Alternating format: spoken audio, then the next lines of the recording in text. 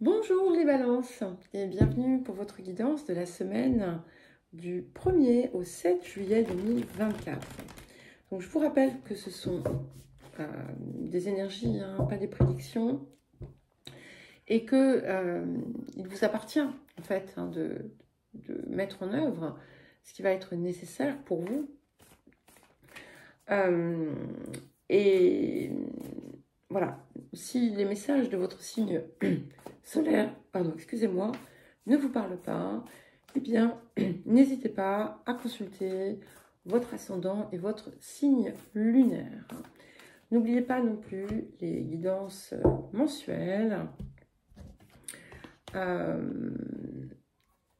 vais la mettre là. Et les autres guidances, vous trouverez d'ailleurs dans la description des liens vers les différentes playlists pour accéder aux différentes guidances. Vous trouverez également dans la description mon adresse mail si vous souhaitez me contacter pour un accompagnement ou une guidance personnalisée. Alors, nous allons commencer par l'énergie générale de la semaine, que je ne vois pas vraiment parce que je suis myope.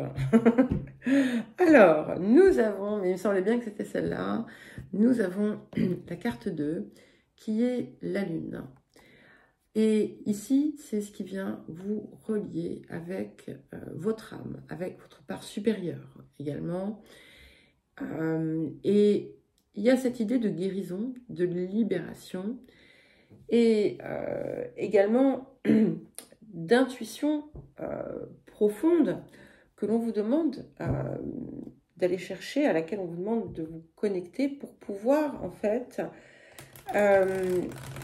vibrer cette énergie et œuvrer vers une réalisation personnelle qui sera davantage en accord avec votre être profond. Alors écoutez, c'est magnifique. Alors, le défi de la semaine à présent, et nous avons la carte 12, la stagnation, la grève. Et cette carte, en fait,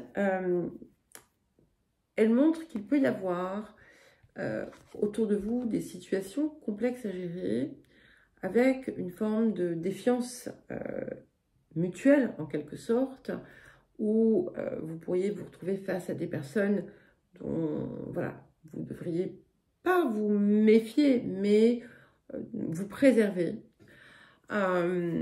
Et c'est aussi quelque chose qui vient vous dire de ne pas rester dans l'inaction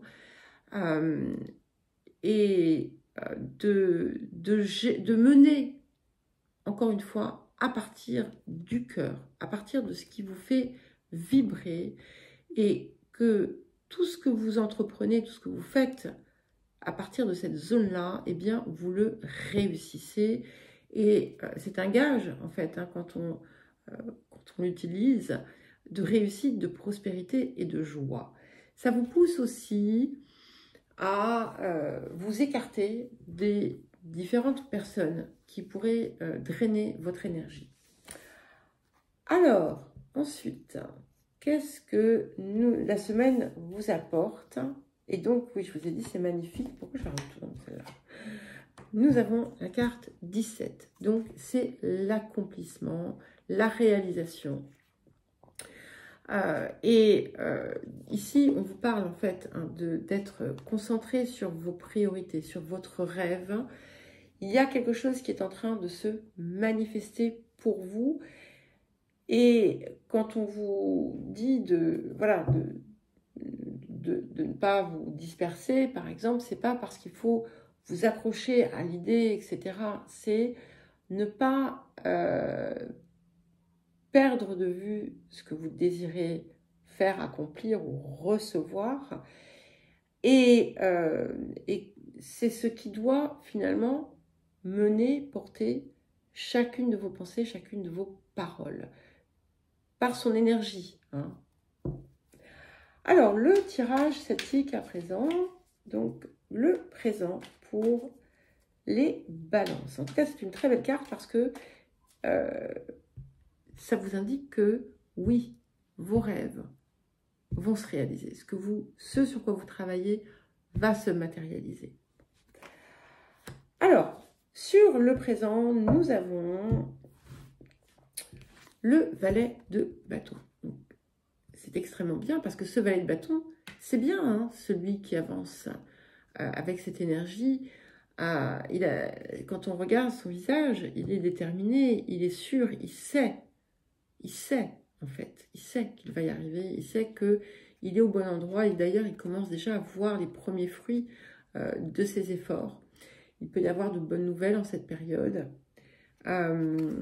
qui vont venir vous conforter dans ce que vous pensez, dans ce que vous percevez, dans ce que vous désirez. Il y a quelque chose autour de la communication aussi qui est fluidifié. Des échanges qui sont riches, qui sont enrichissants. Alors, vers quoi est-ce que nous allons? Valet de coupe. Donc, c'est merveilleux parce que cette nouvelle énergie qui finalement s'invite en vous va se poursuivre et elle va vous permettre de véritablement être dans cette énergie du cœur. C'est-à-dire que là, vous avancez vers elle, ici, vous l'êtes. Et vous voyez justement le personnage qui a une coupe qui illumine son torse. Et cette coupe, elle est pleine en fait. Et c'est ce que vous allez parvenir à créer. Ça peut indiquer également un nouvel intérêt amoureux dans votre vie. Et c'est aussi cette idée, quelque part, finalement, de tout mettre en place pour atteindre le Graal. Et de nouveau, et surtout, on a aussi encore et encore cette énergie, finalement, c'est ce qui vient de soi qui nous porte. Alors, les énergies du futur. Nous avons le 2 de coupe. Et ici, ça me parle de réconciliation avec vous-même. Ça me parle ça m'indique qu'il peut être utile pour vous de retrouver le ressenti que vous avez pu avoir dans une certaine situation, autour d'une certaine situation, pour pouvoir vous imprégner de ce ressenti en éliminant ce qui n'était pas positif. Ça peut indiquer que voilà, vous avez pu rencontrer une âme sœur ou quelqu'un, voilà, un nouveau partenaire, une nouvelle partenaire de vie, de travail, hein, peu importe. Alors, les énergies du futur, pour vous les balances. 5 de bâton. Alors ici, ce 5 de bâton, je ne suis pas convaincue qu'il nous parle de rivalité.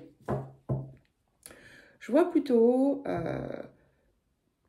comme pour les Gémeaux d'ailleurs, cette espèce d'émergence de nouveaux potentiels, de nouvelles possibilités. Et c'est un petit peu comme si, au départ, un projet était voilà, cadré sur quelque chose et que là, en fait, vous allez utiliser d'autres talents, peut-être, pour réunir le tout. Alors, les énergies du présent pour accompagner ce valet de bâton.